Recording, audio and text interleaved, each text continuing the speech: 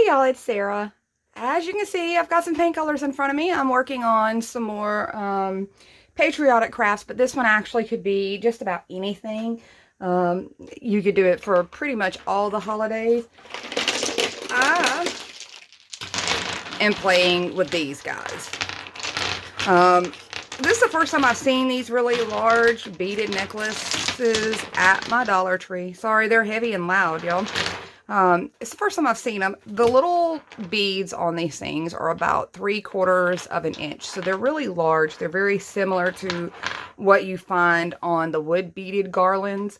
So that's what I'm going to be turning these into. It's a really cost-effective way to do it. You've probably, if you've been hanging around for a while, you saw at Christmas time that I did it with Dollar Tree styrofoam ball vase fillers, the little glittery styrofoam balls that they have.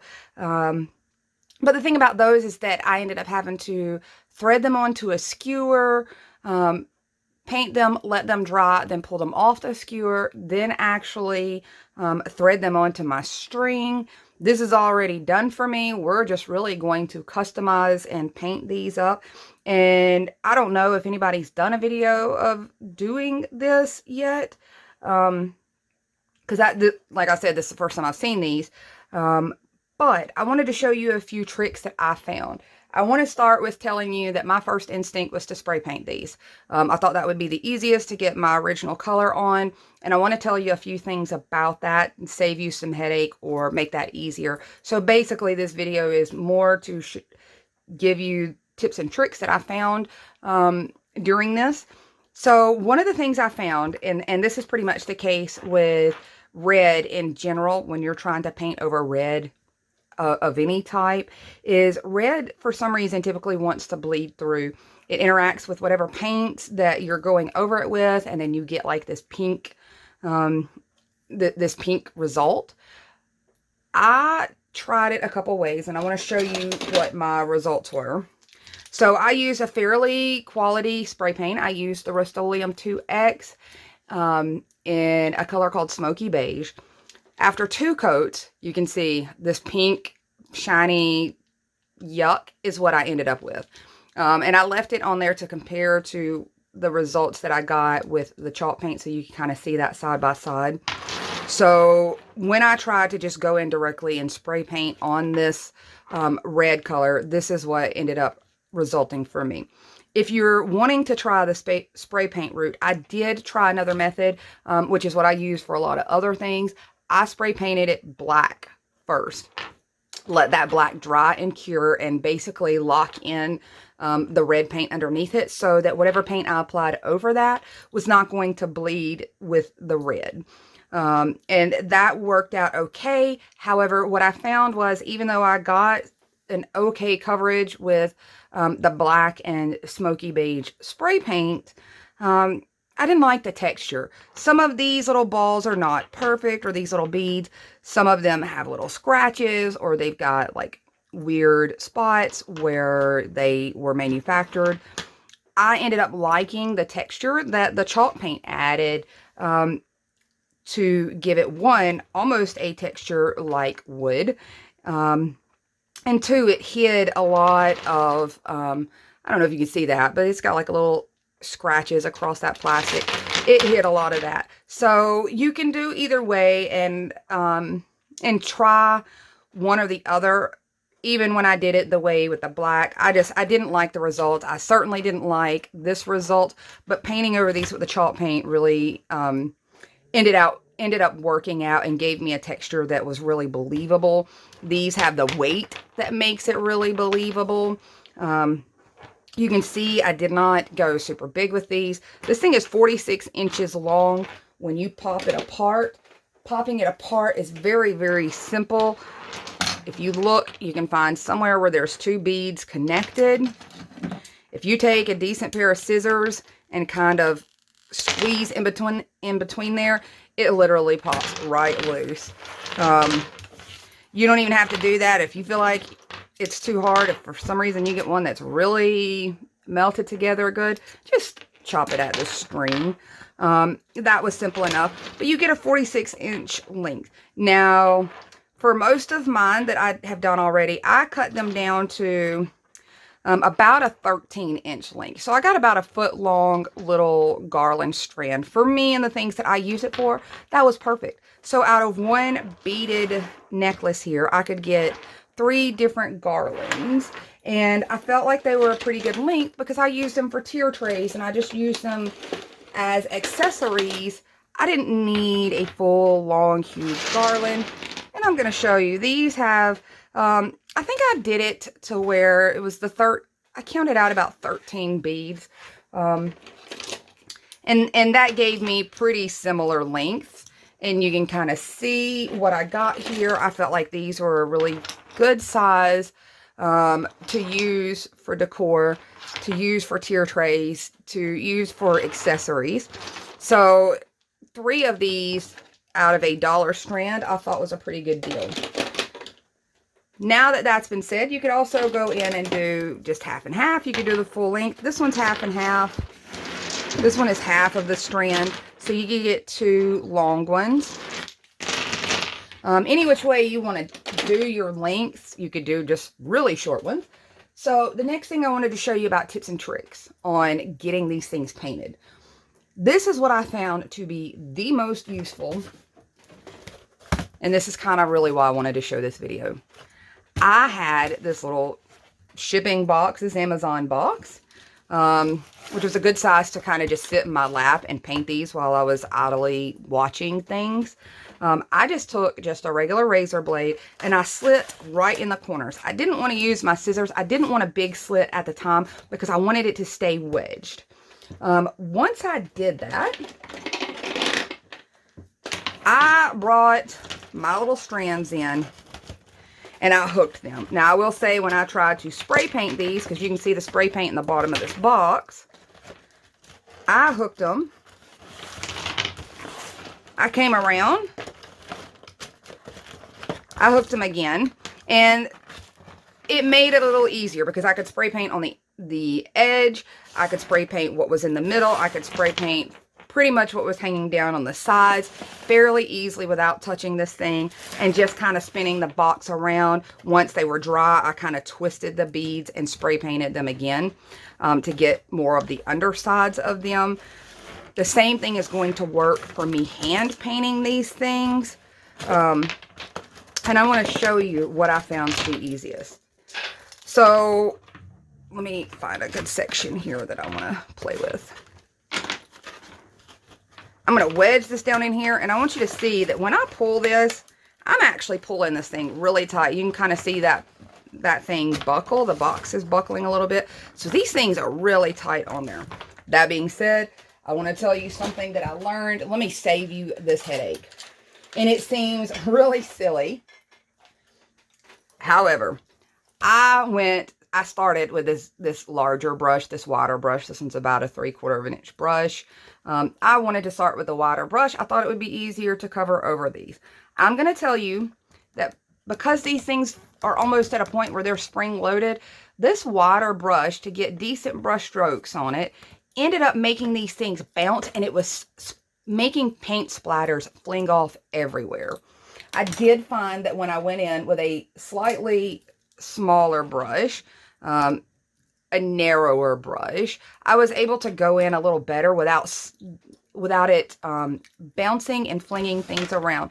And I want to show you what I did that made this the easiest route to do it. So I'm going to come in. You can see I already started on these because I wanted it to be dry in order to switch sides. So what I did is I painted all of mine at one time with this Waverly Cashew. Now, I love this color for doing something like this because if you look, it is so close to a raw wood look. And if you get your brush strokes going fairly even, then you almost get the texture also from this. So that is what I did for all of them because I wasn't sure which ones I was going to paint patriotic colors. As you can see, I ended up going in and making kind of some other colors here. So I just did that. You don't have to paint every single bead. If you know what your pattern is going to be to begin with, the chalk paint will cover fairly well. on its own. I started with the red beads. The red would have covered those really well on its own, but I did. I just sat watching a show with the family and painted all these individually. And here is what I did that made it after a few attempts, this was the fastest route that I found. So as you can see, these are kind of halfway painted. So I'm going to start right here where maybe it's a little easier to see. So I came in and I did this first half while I could hold on to this bead and spin it around. I went from one end of my box to the other. And then by the time I got those first halves done of my colors, I could spin it around. And I could come back in. Now this side was dry. I could hold it, spin it around, and get my other side applied. Now, the cool thing about mine is because I did all of them this cashew color, some of that shows through. If you just do one or two coats, some of that shows through, and it still almost looks like there's wood graining under that color. So I ended up liking that result. It kind of added to the idea. You could paint it way more solid, so it's just solid. But if you notice, mine are fairly solid, but there's a few streaks showing through, and it really gives that appearance that it's a wood bead underneath there that has been painted. And that was what I found to be the easiest and quickest route. I was able to go through, do the first half. By the time I got to the end and spun it around, they were basically dry enough for me to touch again and do the other side. And it made for just a much easier process. And it's those little things that, hey, I already went through the headache of finding what kind of worked out, that I like to share, because ultimately, when I craft, I want to get the most out of my craft time. The faster I can knock something out, the better. And I'm just touching up a few spots here. I'm sure I could probably touch up some of these red ones, but I'm not going to. I liked that they were a little more on the rustic side in that regard, and I could see a few little kind of grains through them. I want to talk about the next step for me, which was adding some polka dots. And you can see I could go in right here. I forgot to put my blue in. I would have a blue in right here. But I want to show you what I did with the polka dots. So Dollar Tree carries these little guys. These styluses. Can you see that? It's got like a little metal ball on each end. They're all a little different size. I have several because I use them for scrapbooking, but these are, I think they only have two different ones from what I have seen so far. They have two different styles that have two different size balls at the end of each one. I picked one that I felt would make a pretty good size on these, as you can see. I wanted to show this part because I get asked how I get my polka dots even. You can see I do it on my nails also. And I've been asked how I get them so nice and even. Sorry, y'all. I burnt the daylights out of myself. And you can see I tried to camouflage it. Didn't work. You can still see it. But I wanted to show how to get some tips on getting your dots kind of spaced out even. Especially on a surface like on your nail, it's curved. On these, it's going to be curved. And I kind of wanted to share that. So I'm coming in. If you guys are curious about the paint colors I'm using all Waverly products. This is just the white. I've got the ocean for my blue color, the crimson for my red color, and obviously the cashew for all of my neutral wood looking tone. So for the stylus that I picked, and I'm going to show you, these are the two that I have found so far size-wise. I actually have a whole collection of different styluses. But for Dollar Trees, I'm using the one that has two that are a decent size. Then you've got this one that has like one that's really tiny. I'm going to be using this smaller size on this stylus. You can pick whatever size. I will tell you that I I had really hoped that I could just use this. This is a Dollar Tree Crafter Square marker, and it says it's metallic. However, this thing is not metallic. This white one is not. It is a very good, crisp, white, pigmented marker. And let me show you in the bottom of this box. You can kind of see it's got some really good pigment to it. But when I wanted to do my dots, even when I put a lot of pressure, my dots were not coming out big enough for me. If you want smaller dots, you probably could get away with doing this, or you could use this to do striping if you wanted to do maybe some striped ones. But this was my first instinct, but I did want to point out, I love these things. They actually really are quite a pigmented marker. And the name kind of tricked me because I expected a metallic, but it's a really good, just white pigmented marker. So you can see, taking this little dot, and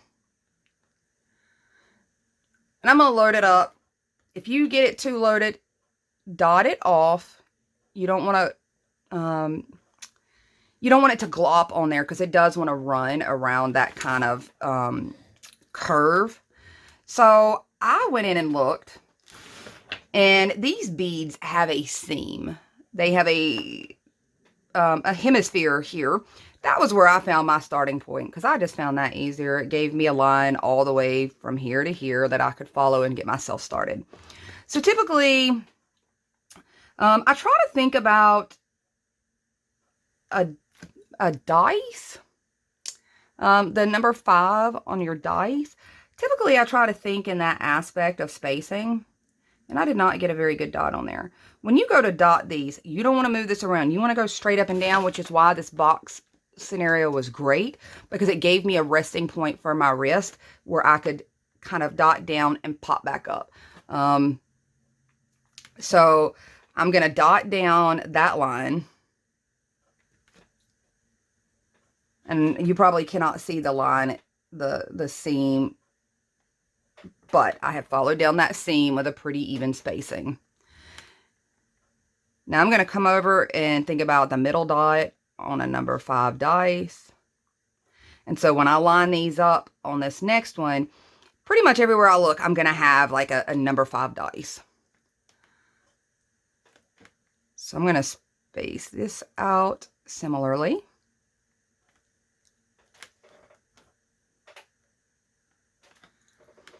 So now when I'm looking here, I've got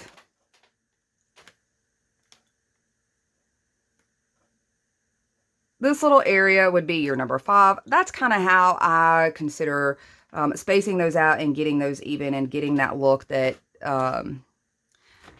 that I've kind of got on the even spacing here. It just made it easier for me to figure out where I wanted to put my dots.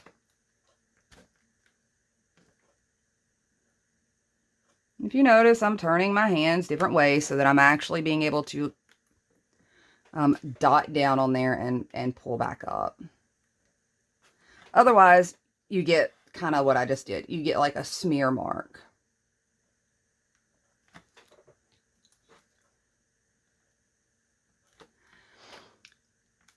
So you may not be able to do the entire thing. You may only be able to do a portion where you've got where you're holding on to it to move it around. So what I did is I did as much of it as I could. I got pretty good at holding on to it, moving around, and getting a pretty good coverage. But that was unintentional, guys. What I did was I did as many of them as I could. And then I left that blank spot. I went on to the next one, did as many as I could on those. And then those little dots dried really quickly. And I went back and finished the last couple. And that was really all I did to get such even dotting on there. It ended up being pretty cute, I thought. I'm a big fan of anything polka dotted. So those were a few tips that I wanted to show you on doing these. That's part of why I don't cut my videos down, because it's small little things. For those of you that are longtime crafters and you've got skills down pat and you've got your ways of doing things, fast forward through this, my feelings are not going to be hurt. But for those that are still starting, some of these little tricks that I leave in don't necessarily just apply to this one craft. Like this, how to get the dots even, could apply to doing your own manicure. It could apply to doing another craft.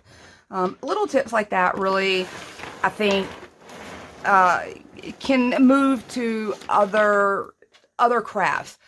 So learning those skills kind of matter to me. So the next thing I did, you can kind of see, I embellished these, and that was pretty simple. I made my own tassels. I cheated with some of them and used this really thick Dollar Tree yarn, because then I didn't have to do all that much. It had a lot of fullness because this yarn was really thick. I did like this kind of, more like an embroidery floss kind of yarn. I don't know much about yarns, but other than to use them for these kind of crafts. But this is almost like an embroidery thread, which was really kind of cool. But I did want to show a couple other little things, a couple of little nifty things. So this right here, I love these things and I collect these. They come off of some packages of incense at Dollar Tree. And if you look, this is an incense holder. It's got a little hole in the middle. Not all of them have their hole drilled in, by the way, because I have some that are completely blank. But they come off of a package of incense. You can sand that down completely. That right there is literally just kind of surface stained. So then you get like these blank medallions. So I've kept those. I'm not necessarily a huge fan of incense, but I do burn it on outside of my house. I literally can look out my dining room and see herds and herds of cows. They are my friends, but they are not, they do not smell nice. So when I'm outside, I'll put some incense outside just to kind of mask the smell of cows being nearby, like legit farmhouse, authenticity smell. It kind of goes on out there. So I do burn the incense outside, and it seems to help, the smoke seems to help keep flies away too, by the way.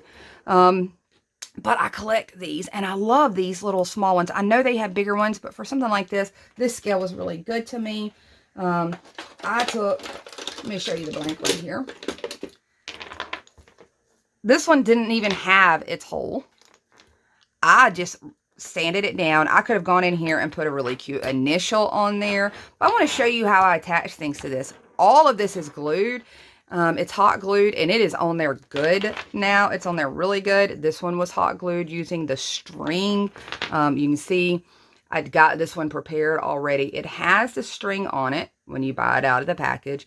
I tied it in a couple wide knots in order to get like this little base here, and then trimmed it down, and that made a really good glue point, adhesion point, for the end of my bead chain. I was able to glue it directly to it, let it sit for a few, and then, of course, I covered that spot with a ribbon. I didn't even have to. It didn't look bad like that, but I covered mine with a ribbon, and now that it's been on there, it's on there pretty good. You can see I'm flinging that around.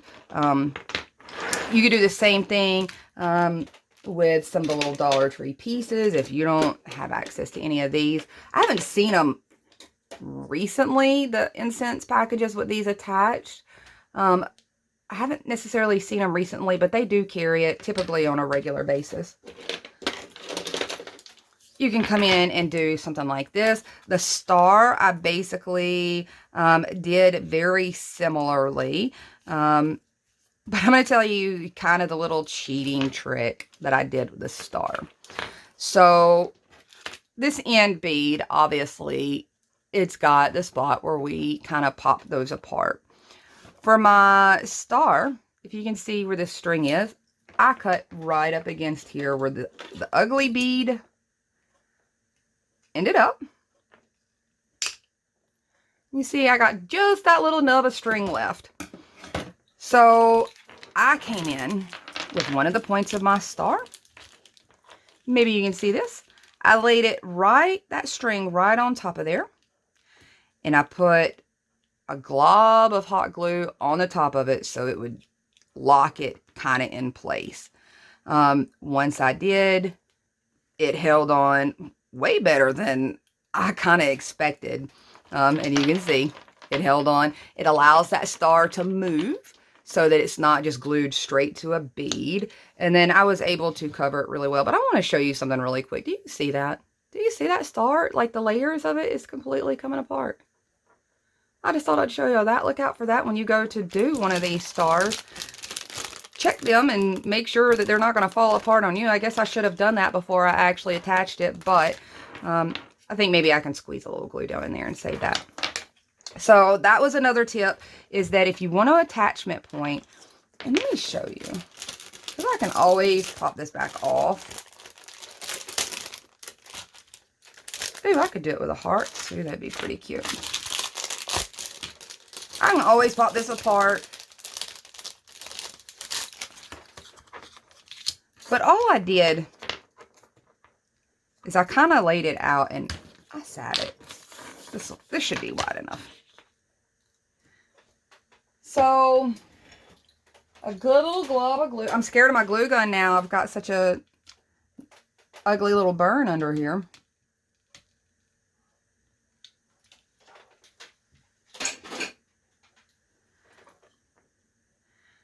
So you can see that blob of glue that I had there. I let it sit there. I didn't even smush the glue down, but I want to make sure that that string is touching underneath and that glue is basically sitting on top of it, creating a barrier.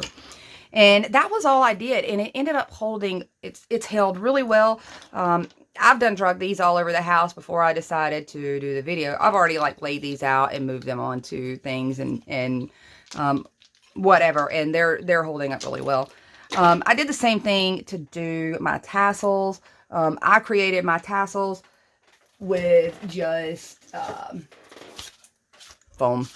This is it. I just used a piece of foam, wrapped my tassel around it. I know they've got tools for making tassels. I just did it the old school way and handmade some yarn tassels. As a matter of fact, I did play with this string. This whatever this is. If you're a knitter or a crocheter, you guys can explain what this version is. But I made all kinds. I took some yarn. I sat here and just kind of played with them, testing out which ones I wanted to use. But this is the result of this stuff. It ended up being a really nice tassel. I did not put any kind of string on it, any kind of end on it. As a matter of fact, what was left when I tied this together, I strung down through here. So I just had that nub. And then that's what I glued directly to a bead. And with this being so fibrous, it really stuck well.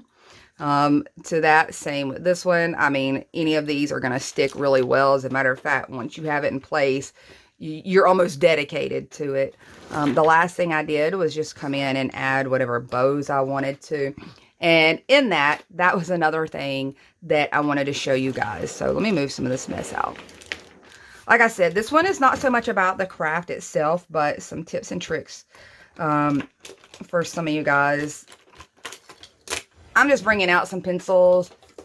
I've got some Sharpies here. It doesn't really matter, but I wanted to show some bow tricks because I've been asked before. I do bows on a really small scale or a large scale, but I do bows on a small scale and they're always really, really even. And I've been asked how I do that. And I got a lot of practice as a scrapbooker doing the small bows. I want to show you what I do because it seems to work really well, and I always get I can always kind of get almost dead on even bows, especially if you're wanting to put matching bows on both ends. So I've got this Dollar Tree gingham here. I want to show really quick. I'm just going to tie a bow just like, well, I don't know. I say that. My husband and I tie bows entirely different. But I'm going to just tie a bow. Or try to. Now, I have looped over. I want to try to pull this up through where they both come upwards. Now, that tends to be a problem. A lot of people can't get that where the two loops are up. And then the little parts are, both of the little tails are hanging down. That's part of what I'm going to show you. That's going to help, because a lot of times, like even when I tie my shoes, I have one loop and one tail go in different directions. Like a lot of times when I tie shoes, this is what I get. I get the loop and tail this direction, and then my other tail is up here, and you can see they're kind of opposite each other. So this is going to help me do that. I can tie them where they both come at the same place. But I want to show you that if you're not one that ties it where they both come, I'm going to use the Sharpies on this one so it's a little bigger. So I'm taking this through that loop. I've already tried to kind of angle it where I want, where both tails are down. I'm going to pop this through my loop. Pop this through my loop. Make sure that I've got my loops turned the direction I want them to. Because now you can see, even in this part right here, I have flattened those out. This is exceptionally good when you have pattern ones like the Dollar Tree ribbon. That has the little trucks and stuff, to try to get your patterns to lay across that really nice. This is a good method to use. So I've got in that loop. Now I'm taking, for each side, I'm pulling the tails. You see, I just pulled on that tail. Now I've got both of those pulled up. Let's slide this up where you can see. So both of those are pulled. I can now hold on to these two. I'm holding the tails with my markers. I can pull that center knot really tight. Right, so now my knot's really tight. I can adjust anywhere from here. So I can go really small and perfect with these bows. If I did that and pull these out, I'm going to have a perfect tiny bow. I just cut down my tails to where I want them. I can pull these out evenly and enlarge my loops of my bow. And you can see I've pulled them pretty evenly. I've got one a little longer. I can tweak that back, pull that tail. And then you have a really even bow. Once you pull this out, you clip your tails off, and you pretty much have the same perfect bow every single time. Let me go in and make these little cute ones. I'm not going to cut this loose because obviously I made the tail really, really long here, and I don't need one that long. But you can see you have a perfect matching little loop bow. You can see it's exactly identical to one that I did previously with a whole different ribbon. But you have a perfect bow that if you're doing lots of them, they're all going to match one another. You can do the same thing with pencils if you want to go really small. If you were using something thinner like this ribbon, your pencils would work really well for that. I like the Sharpies because usually that little end makes it so easy to slide through. But it is a good little way to get kind of perfect bows every single time. And you can kind of see that from there. You would decide, you know, if you want to dovetail them or just clip them at an angle or however you want to do that. But I did want to show that quick little tip. I love bows. I'm not going to lie. I love bows. And there we go. There's a cute little bow. I'm going to pop this back out because I don't really want to cut that much ribbon at the moment. So that was all the tips. There was a few other things that I wanted to point out that you could also add to these that I thought was pretty cute, and I haven't done it yet. Because I got this hot mess, and I was just playing with this, and I was like, you know, there's a few tips and tricks on here that would be handy to share. So Dollar Tree now has these little galvanized alphas and numbers. The numbers are a little bigger from what I've seen than the alphas. But there's a number 4 for 4th of July. I thought that would, where's my painted one? I thought that would be cute to use as an embellishment. You really could go crazy with it. Look, there's one. Let's go with this one. It's already painted. And you can see you have a cute little, I didn't choose to go that way. I kind of just, I left all my little charms. I just decided to leave them blank. But you could do it with the stickers, the rub-ons, anything like that. You could add a little message. You could add an initial. You could add anything. Even if you had someone like the little Dollar Tree wood letters, you could go in and add a wood letter to have your initial or what have you. Now that I've got this big mess in front of me, I think that was everything I wanted to share and talk to you guys about and work with. I've got so many of these things to play with now. I think I've got plenty of the patriotic ones. I do think I'm going to go in and make a few more of neutral, other seasons, that kind of thing. I mean, honestly, I'm getting 3 of these out of one strand. I feel like that's a pretty good deal. And they were really fun to work on. To just sit. I do like keeping my hands busy, and I can't do much right now, but I was able to sit and just keep my arms and things rested on this box, and just move my wrist and do the painting. And it was an easy task for those of you that want to do some crafting and you might not can. This one was fairly easy, to be honest. That's all I've got. I hope there were some fun ideas in here for you and some tips that'll work towards other crafting ideas that you may have later. And that's all. I'm going to get back to doing a little weekend crafting of my own, and I'll talk to you guys